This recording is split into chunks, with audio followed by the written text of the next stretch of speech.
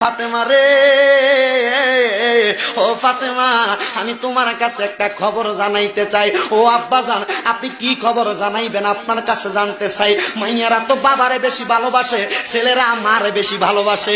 ফাতেমা চোখের পানি ছেড়ে কয়, বাবা, ও বাবা, আপনি কি বলবেন বলেন না রে আব্বা। এতদিন হয়ে গেছে, আপনি তো আমারে কোনো কথাও বলেন না। অসুস্থ অবস্থায় আপনি আপনার হুজরা মুবারকের মধ্যে শুয়ে থাকেন। আমার দয়াল নবী কয়, রে জগৎবাসী, আমি যখন অসুস্থ অবস্থায় আমার হুজরা মুবারকের মধ্যে শুয়েছিলাম, আমার আল্লাহর নবী বলেছেন, মা বাইনা বাইতি ওয়া মিম্বারি রওজাতুম মির রিয়াদিল জান্নাহ। নবীর রওজা থেকে নবীর ঘর পর্যন্ত এটা জান্নাতের একটা টুকরা। এই জান্নাতের নাম হলো রিয়াদুল জান্নাহ। আমার দয়াল নবী কয়, হে উম্মতের দলেরা, আমি নামাজ যখন পড়তো মদিনার ভিতরে মানুষেরা, আমি আমার ঘর মুবারকের মধ্যে শুয়েছিলাম। শুয়ে থাকা অবস্থায় আমি জানালার পর্দাটা সরাইয়া দেখি আমার আবু বকর ইমামতি করে রে। আমি নবী চোখের পানিগুলা পালায়া কই, ফাতেমা রে, আমি নবী তো এই ইসলামটার লাগা কষ্ট করছিলাম, দেখছুনি নামাজের সময় হইয়া গেছে রে। আমার মুসল্লিরা আমি নবীর অপেক্ষা না কইরা সময় চলে যায়, তারা নামাজ পড়তাছে। আমার দয়াল নবী আল্লাহর দরবারে হাত তুলা কয়, মাবুদ রে, ও দয়াল আল্লাহ, কিয়ামতের আগ পর্যন্ত আমার উম্মতেরা যদি এমন ভাবে নামাজ পড়ে রে, আমার উম্মত রে, তুমি আল্লাহ জান্নাত ছাড়া জাহান্নাম দিও না। জান আমার গভীর মনোযোগ দিবেন। তাহলে আমার নবীকে আমার আল্লাহ যে ইন্তেকাল করাইছেন, মানে স্থানান্তর করছেন, আমার নবী নবীর উম্মতদেরকে শিক্ষা দেওয়ার জন্য কি করছেন একটু বুঝবেন। বাজান আমার দয়াল নবী মিলাদুন নবীর আলোচনার ধারাবাহিকতায় আলেমগণ হুজুরগণ অত্যন্ত সুন্দর আলোচনা করেছেন বাজানো। কিন্তু যখন আমার দয়াল নবী এখনো আগমন করে নাই, নবী আমার আগমন করার পূর্বে হযরতে আম্মাজান আয়েশা সিদ্দিকা রাদিয়াল্লাহু তাআলা আনহা, ওই মদিনার কামলিওয়ালা দয়াল নবী রাহমাতাল লিল আলামিন নবীর কলিজার টুকরা স্ত্রী আম্মাজান আয়েশা সিদ্দিকা থেকে হাদিস বর্ণিত, আল্লাহ পাকের একজন বান্দা ওই জায়গার মধ্যে বসবাসরত অবস্থায় আমার দয়াল নবী রাহমাতাল লিল আলামিন নবীর আগমনের আগে বাইহাকি ইসহাক হাকাম রাহমাতুল্লাহ আলাইহি উনি বলতেছেন, মক্কা নগরীটা ছিল একবারে খারাপ অবস্থা, মক্কা নগরীর অবস্থা বেশি ভালো অবস্থা ছিল না।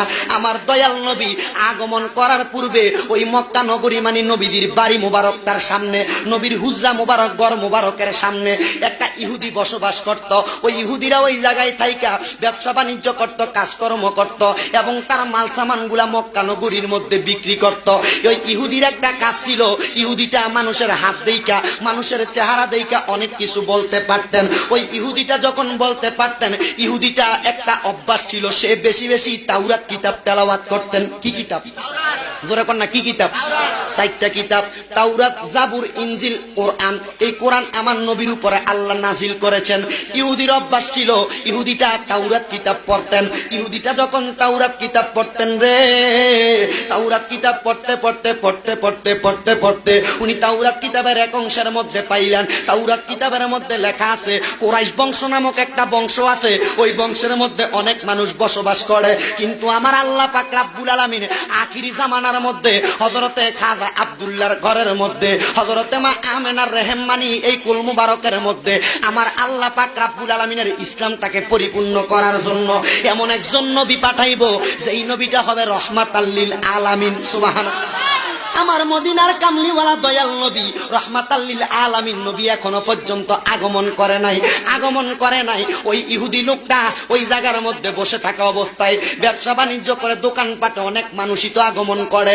অনেক মানুষের মধ্যে কুরাইশ বংশীয় লোকগুলারে 12ই রবিউল আউয়াল সোমবার দিন আসার আগের দিন রবিবার রাত্রবেলা ওই ইহুদি লোকটা কুরাইশ বংশের মানুষে ডাক দিয়া কয়, কুরাইশ বংশের মানুষেরা রে, ও কুরাইশ বংশের মানুষেরা, তোমরা কি একটা খবর জানোনি? বলে কি খবর? আজকে কি তোমাদের বংশে এমন কোন মানুষ আসছে, এমন কোন সন্তান জন্মগ্রহণ করছে? কুরাইশ বংশের লোকেরা কয় আমরা তো এমন কোন সংবাদ জানি না। হঠাৎ করে ওই ইহুদি লোকটা ডাক দিয়া কয়, তোমরা যেহেতু কোনো সংবাদ জানো না, খবর জানো না, আমার কাছ থেকে একটা খবর জানিয়া লও, শুনিয়া লও। এই কুরাইশ বংশের মধ্যে 12 রবিউল আউয়াল সোমবারের সুবহে সাদিকে ফজরের নামাজের পূর্ববর্তী সময়ে এমন একজন নবী আগমন করবে, যেই নবী দুনিয়ার টাকা পয়সা ধন দৌলতের পাগল হবে না, ওই নবী শুধু উম্মতের জন্য পাগল হবে। আমার দয়াল নবী রাহমাতাল লিল আলামিন নবীর আগমনের খবরটা ওই ইহুদি লোকটা কেমনে মুসলমান কুরাইশ বংশের কাছে দেয়?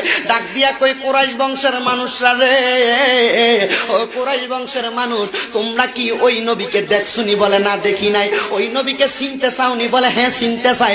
বলে ওই নবীকে চিনার মতো একটা উপায় আমি তোমাদেরকে বইলা দেই। বলে নবীটা যে এটাই যে নবী, এটাই যে আল্লাহর রহমত, আমরা কেমনে জানবো, আমরা কেমনে চিনবো?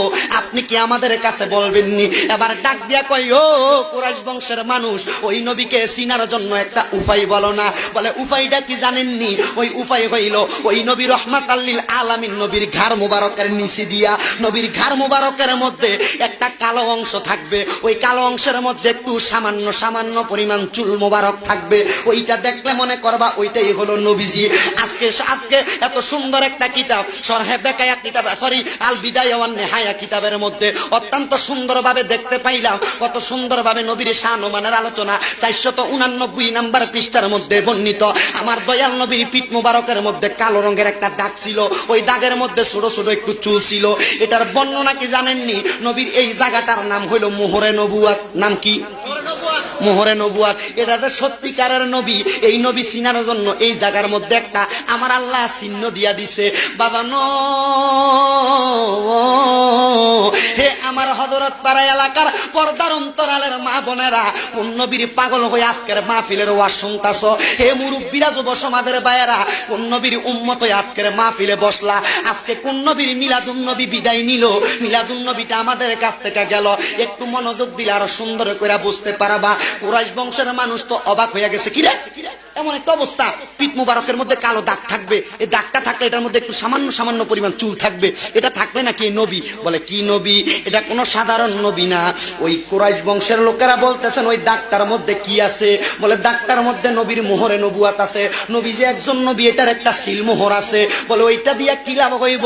বলে ওই সিলমোহর যদি কেউ দেখতে পারে রে, খোদার কসম তার জন্য জাহান্নাম হারাম। কিন্তু মজার বিষয় কি জানেননি? আরে হাদিস শরীফ প্রমাণ করে আমার দয়াল নবী রাহমাতাল লিল আলামিন নবী দুনিয়াতে আগমন করছে। দুনিয়ার সন্তান আগমন করলে, দুনিয়াতে আগমন করলে সন্তানের মাথা আগে বাহির হয়, কিন্তু আমার নবীর মাথা মুবারক বাহির হয় নাই। কারণ উনি তো নবী। আমার দয়াল নবীর সর্বপ্রথম কদম মুবারক দুনিয়াতে আসছে। শুধু কদম আসে নাই রে, নবীর ফুফি আম্মা ডাক দিয়া কয়, নবী যখন কদম মুবারক নিচে পড়ছে, আমি লক্ষ্য করে দেখলাম কদম মুবারক বাইরে হওয়ার পর মাথা মুবারক বাইর হয়েছে। খোদার কসম, দুনিয়ার মা বোনের সন্তান আসলে, সন্তানটা গর্ভধারণ করে দুনিয়াতে আনলে, ডাক্তারের কাছে নকার দাইমা দিয়া সন্তান প্রসব করা, একটা নারিকাইটা সন্তানের এই নাভিটাকে কর্তন করা হয়। কিন্তু খোদার কসম, একটা খবর জানেননি? আমার দয়াল নবী রাহমাতাল লিল আলামিন নবী দুনিয়াতে আগমন করছে, কথা সত্য, কিন্তু আমার নবীদের এই নাভি মুবারকটারে কোনোদিন কাটা লাগে নাই। বলে কেন লাগে নাই? আমার দয়াল নবীকে আমার আল্লাহ এমনি দুনিয়াতে পাঠাইছে। মা আমেনা ডাক দিয়া কয়, জগতের মানুষ, শুধু তাই না রে, আমার সন্তান নবী মুহাম্মাদুর রাসূলুল্লাহ সাল্লাল্লাহু আলাইহি ওয়াসাল্লাম যখন দুনিয়াতে আগমন করছে, দুনিয়ার সন্তানদেরকে তো সুন্নতে খাতনা করানো লাগে, মুসলমানি করানো লাগে। আমার দয়াল নবীর সুন্নতে খাতনা করা অবস্থায় দুনিয়াতে আগমন করছে, যেন আমার নবীদের লজ্জাস্থান কেউ না দেখতে পায়। শুধু তাই না রে, আমার আল্লাহ পাক রব্বুল আলামিন আমার দয়াল নবীরে জান্নাতি পোশাক পরাইয়া দুনিয়ার জমিনে পাঠাইছে। বাবা না, আমরা আমরা তো ওই নবীর উম্মত, ওই নবীর পাগল, ওই নবীর দিওয়ানা, ওই নবীর আশেক। আমার দয়াল নবী আগমনের পরে দুনিয়ার মানুষগুলা তো বড় অবাক হইয়া গেছে। নবীর আগমনের একটা খবর জানেন? কুরাইশ বংশের মধ্যে যদি ছোট ছোট বাচ্চা আগমন করত, জন্মগ্রহণ করত, কুরাইশ বংশের বাচ্চাদেরকে কুরাইশের কিছু মহিলা ছিল তাদের কাছে এক রাত্রের জন্য দেওয়া হইতো। কেন দেওয়া হইতো? মার কাছ থেকে আলাদা করে সন্তানকে মায়ের মর্ম বোঝানোর জন্য, দাম বোঝানোর জন্য। ধারাবাহিক নিয়মে আমার নবীরও তার কাছে দেওয়া হয়েছে। কিতাব পড়ে প্রমাণ পাইলাম কুরাইশের মহিলারা ওই যুগের বাচ্চাদেরকে কাছে নিয়ে মাটির বড় হাড়ির মধ্যে, হাড়ির নিচে শোয়া দিয়া রাখতো। সকালবেলা হইতে হাড়ির নিচ থেকে ওই বাচ্চাগুলার বাহির করতো।